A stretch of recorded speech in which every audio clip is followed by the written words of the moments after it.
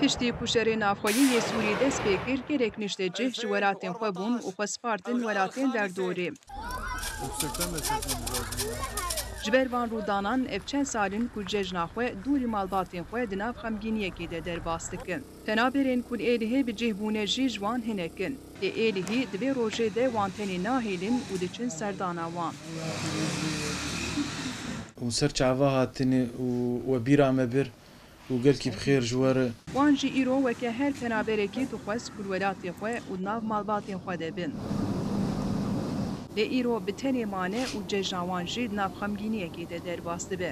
زانن إيرو عيدة وأمدوري أقاربي خانة وأهلي خانة وبابو دي خانة أم بيشكي ولود لما بإيش وأم الشكستينة جبيها بده براستی عید زحمت جماره یعنی یک دوری باوی خوابه دیا خوابه خوه برانن تف ملوی دریشتن مهاتن وی دری لاشی موکی گوتی لور لهشی متد لهندر سوریه Li vir ji xizmên xwe re sirava dişînin û dixwazin ev şer demil dest bi dawî bibe û vegerin welatên xwe. gelek slavê xwe diya xewar dişînin ji ahlê xwe wê de gêr dişînin.